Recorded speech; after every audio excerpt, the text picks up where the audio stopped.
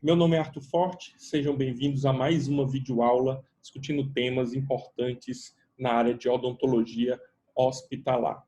Separei um artigo bem interessante que fala sobre a saúde oral de pacientes internados em unidade de terapia intensiva. Fiz um resuminho e vou apresentar para vocês. Se vocês estiverem curtindo essas videoaulas, peço que curta tanto no YouTube quanto no Instagram. Deixe o seu comentário, tire a sua dúvida, que nos ajuda a continuar com esse trabalho. Então vamos lá. Esse trabalho é intitulado De Saúde Bucal de Pacientes em Unidade de Terapia Intensiva, um estudo transversal, feito por Renata e colaboradores, publicado no final do ano passado, 2019, na revista científica do CRO do Rio de Janeiro. Na introdução, esse trabalho traz pontos importantes. No ambiente hospitalar, os pacientes são mais suscetíveis a infecções devido à sua condição sistêmica comprometida, o próprio ambiente altamente colonizado por bactérias bastante virulentas, muitas delas multiresistentes, e aos procedimentos a que são submetidos. Então, procedimentos de administração de medicações, troca de acesso, troca de sondas urinárias, a própria intubação. Então, o paciente é realmente submetido a diferentes procedimentos que trazem um risco de infecção relacionada à assistência à saúde. Durante o período de internação na UTI, os pacientes podem desenvolver diferentes alterações bucais, que podem estar associadas a doenças subjacentes, no caso de pacientes que estão fazendo alguma terapia oncológica ou tem alguma neoplasia que pode ter uma repercussão na cavidade oral, até mesmo uma condição imunologicamente mediada. O uso de medicamentos, vários medicamentos podem estar relacionados com o aparecimento de lesões bucais, drogas antihipertensivas, sedativos, medicamentos usados para o tratamento oncológico, equipamentos para respiração artificial. Então, a própria presença do tubo está muito associada ao aparecimento de lesões traumáticas na cavidade oral ou falta de cuidados bucais, principalmente a higiene bucal. Infecções orais podem estar associadas a complicações sistêmicas, como a própria pneumonia nosocomial, que é a pneumonia associada à assistência à saúde, responsável por 20 a 50% das mortes do paciente em UTI. Destaco que não só as infecções bucais estão relacionadas à pneumonia, mas a própria sepse, infecções de foco desconhecido, que muitas vezes podem estar na cavidade oral dos pacientes internados em unidade de terapia intensiva. Algumas características orais, como lábios ressecados, saburra lingual ou candidíase, foram relatadas em pacientes internados na UTI e podem causar mais danos a esses pacientes em fase crítica. Esses lábios ressecados podem ser fatores precursores de ulcerações, infecções secundárias, que podem se disseminar, assim como as infecções por cândida, e a saburra lingual, pelo íntimo contato da língua com as vias aéreas, pode ser determinante para o desenvolvimento de pneumonias.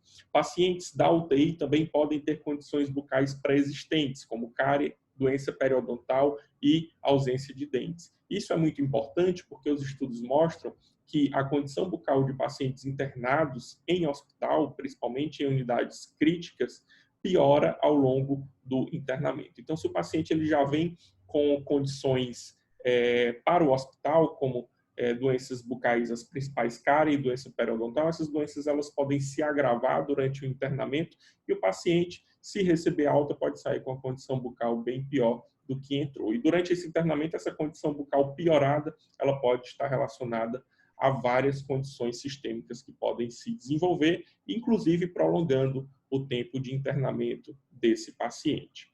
Foi relatado a importância do cuidado bucal na evolução e recuperação de pacientes internados em UTI.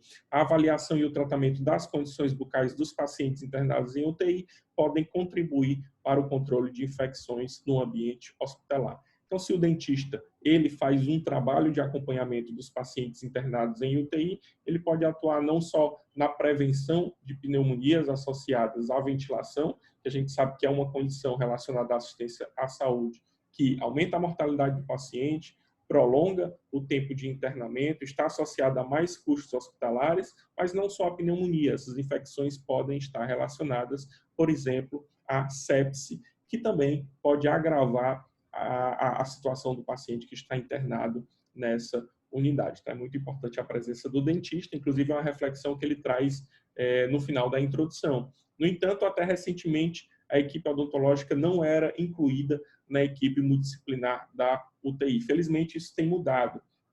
A informação, a formação de cirurgiões dentistas e o interesse de mais profissionais tem mudado esse panorama. A gente tem, nos últimos anos, uma abertura muito maior de serviços de odontologia hospitalar, não só no serviço público, mas também no serviço privado. Bem que existe um longo caminho ainda para a gente conseguir uma maior abertura desse mercado, mas só em já ter mais profissionais interessados nessa área de atuação e existir várias formas de melhorar a formação nesse campo, a gente já vê uma perspectiva muito melhor do que em anos anteriores. Portanto, o objetivo desse estudo foi avaliar os tipos e frequências de alterações orais detectadas clinicamente em pacientes em UTI.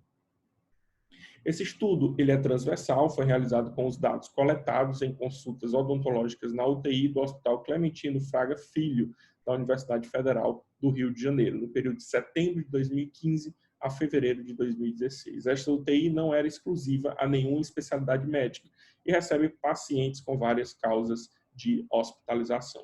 Os dados relacionados às características sociais, demográficas e clínicas foram coletadas dos prontuários médicos. Os exames orais foram realizados simultaneamente por 2 dentistas do Programa de Saúde Bucal do hospital. Os profissionais foram devidamente qualificados e calibrados para o exame oral e foram supervisionados por um especialista em estomatologia. Os pacientes foram examinados no leito do hospital por profissionais que usavam equipamentos de proteção individual, iluminação frontal com LED, abaixadores de língua e gase estéreo.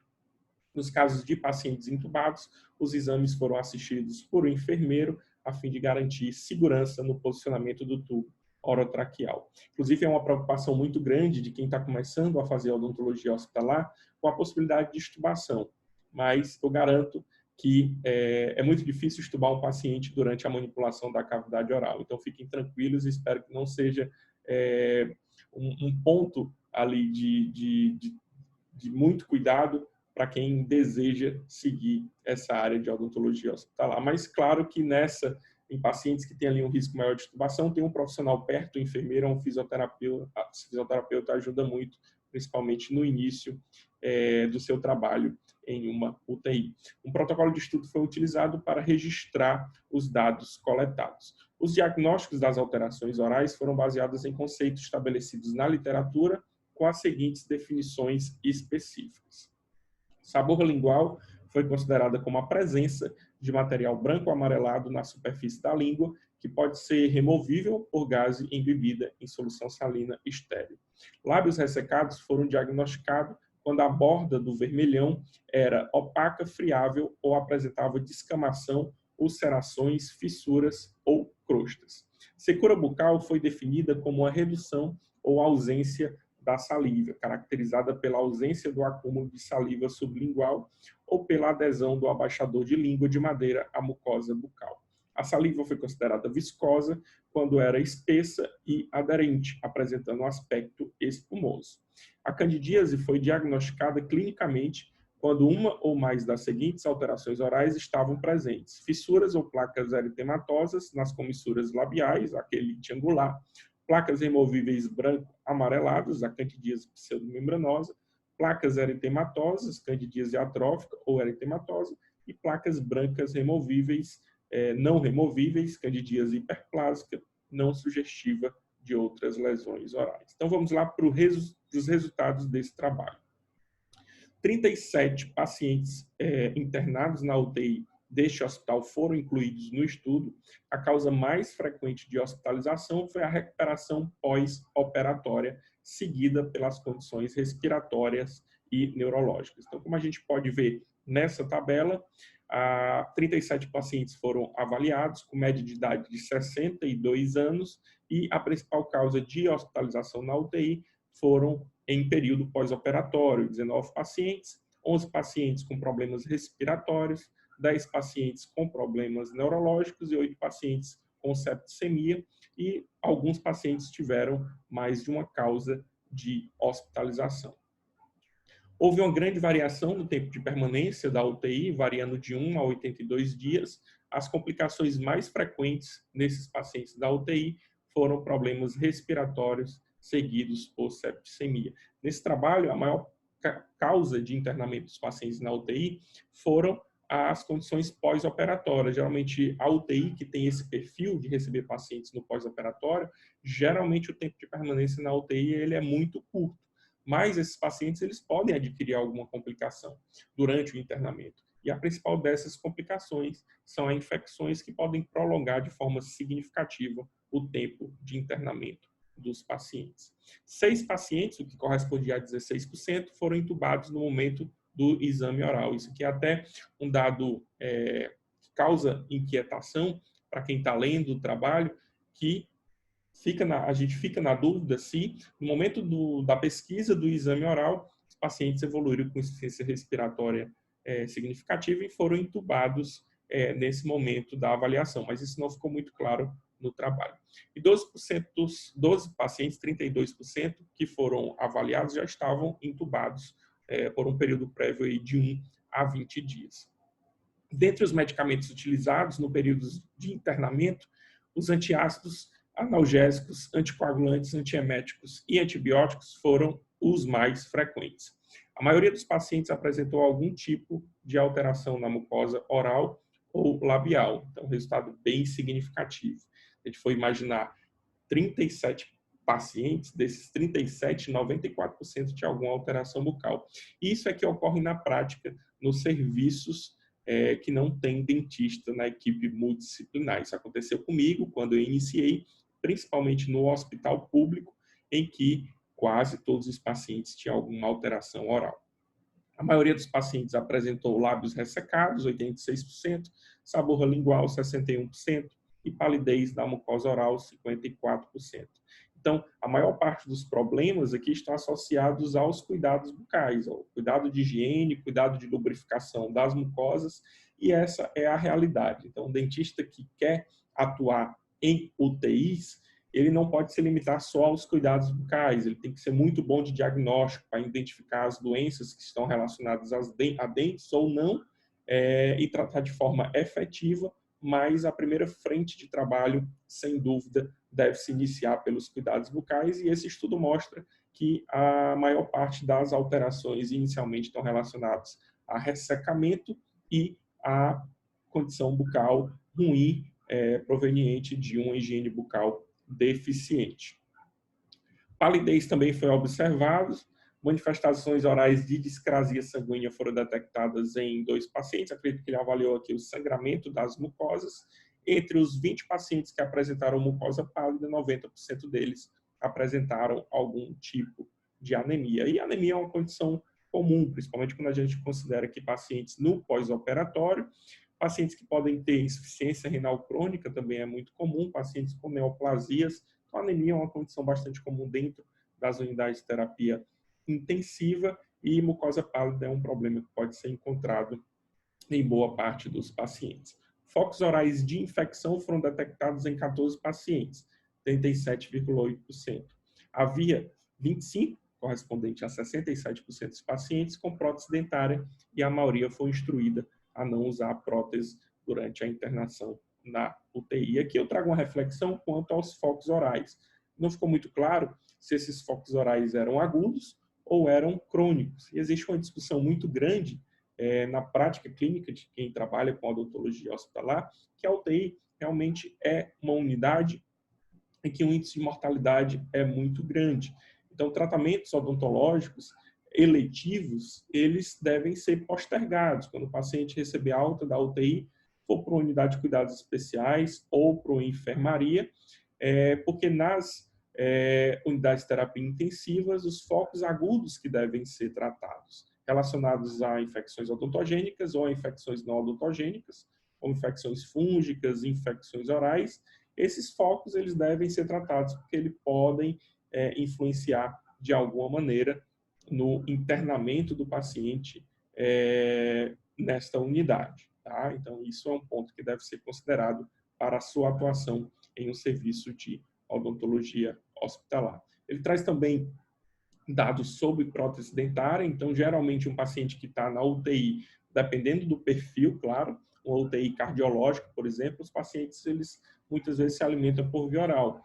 Mas em uma UTI geral, boa parte dos pacientes estão entubados, estão sedados, estão se alimentando por sonda. Então, a prótese ela vai funcionar ali mais como um agente e um possível foco de colonização de bactérias que podem estar associadas ao aumento do risco de infecções no paciente. Então, é bom que essa prótese seja utilizada pelo paciente quando bem adaptada, quando ele já está ali no período de transição da sua dieta, da dieta por sonda para uma dieta por via oral após uma avaliação pelo fonoaudiólogo. Como conclusão desse artigo, a maioria dos pacientes apresentou algum tipo de alteração oral relacionada à admissão na UTI, sendo o mais frequente lábios ressecados e saburra lingual. Eu trouxe aqui alguns casos da minha rotina de odontologia hospitalar para ilustrar melhor as principais alterações bucais que foram encontradas no artigo que a gente discutiu hoje. Então, aqui, por exemplo, é uma paciente internada em uma UTI, paciente sedada, paciente entubada, em dieta por sonda nasoenteral, e aí durante a avaliação dessa paciente, a gente pode ver que há uma quantidade muito intensa de saburra lingual. Então, pela proximidade que a língua tem com as vias aéreas, a proximidade com o tubo, e a gente imagina o tipo de colonização dessa saburra lingual, essa paciente ela certamente está mais vulnerável a infecções respiratórias durante o internamento na UTI. Por isso que é tão importante ter essa unidade, um protocolo de cuidados bucais que inclui a higiene oral e ter um profissional da odontologia para fazer essa supervisão, esse acompanhamento e o treinamento dos técnicos que fazem esse tipo de procedimento. Aqui mostrando o ressecamento do lábio.